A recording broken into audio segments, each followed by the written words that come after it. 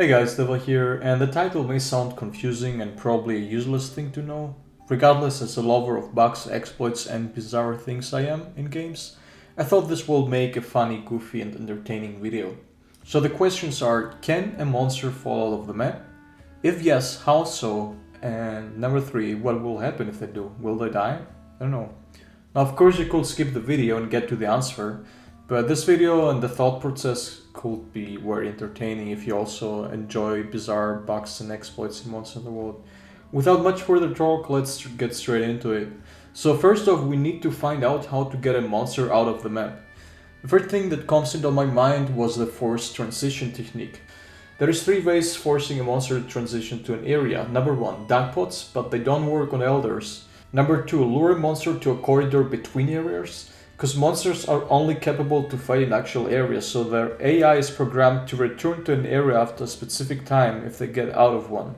A lot of you probably noticed this one, that once a monster is in a corridor it will roar, the map will turn white and it will leave, regardless how many times you try to stop it. This was a very early version of transition locking near Gigante, for example, because he had a long roar, so you just keep shooting it, cancelling the roar, he will roar again, shoot him, cancel the roar, blah blah blah.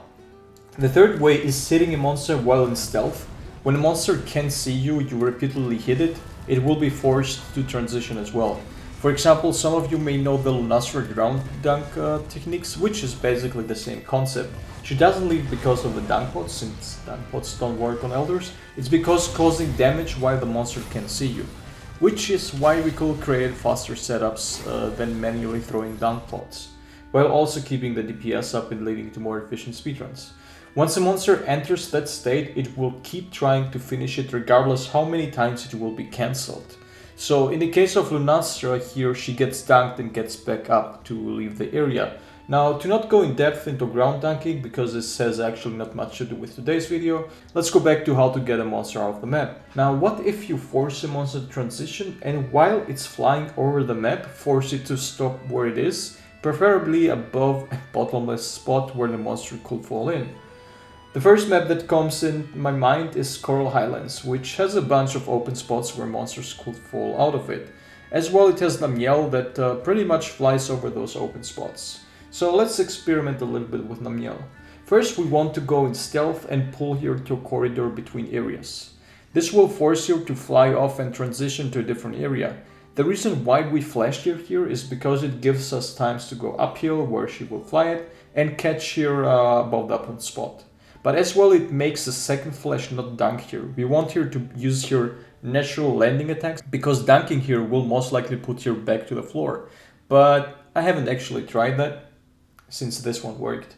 Now we wait there until she flies by. The flash pots come in handy again. She will do 2 attacks always and land, or land forcibly by hitting some kind of invisible wall that pulls you down after a specific landing type move that she she goes down to electrify someone that move.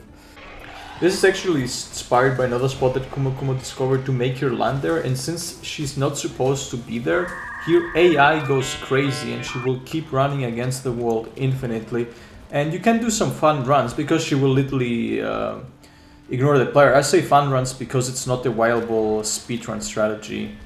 Since the setup takes over a minute worth of DPS that you can do anyway with headlocking Namiel on the spawn area, so it's not really a speedrun, but regardless, super interesting to play around with. Of course, the ledge lover I had to immediately find out a way to abuse the ledge close to it, and surprisingly, thanks to Gunlance's long reach, it worked.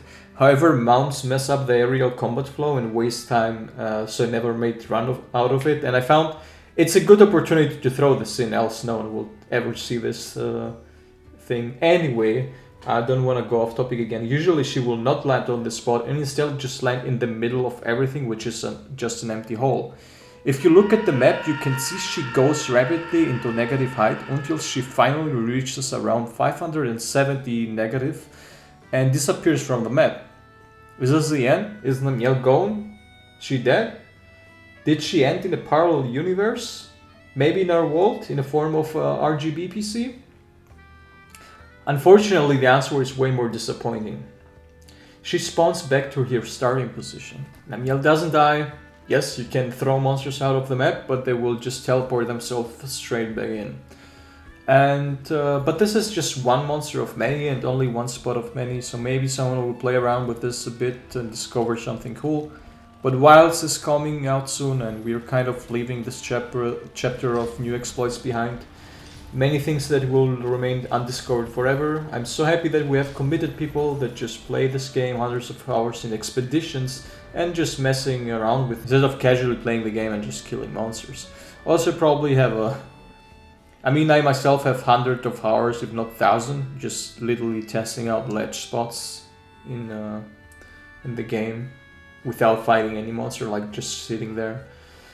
This way I also found a strategy, a concept strategy to sub 1 Lunastra, which I haven't done because it's like actually impossible to pull it off mechanically. It's pretty hard. It's possible, but it's just hard and I didn't have much motivation. As you can see here, the strategy basically goes sub 1 if you hit all shots. Anyway, not to go again off topic, I'd like to make a video before Wilds comes out, the bizarre world of Monster Hunter exploits, explaining every single exploit that exists, because there is a lot of them by now, like 30 around that, where it can cover everything. Hope you guys enjoyed this short goofy video. If so, make sure to leave a like and comment and a sub for the algorithm if you don't want to miss any content of me. And sorry for my inactivity, I have to deal with a lot of shit which needs to be resolved so I can enjoy Wilds when it comes out, hopefully. Have a nice day and happy hunting, everyone.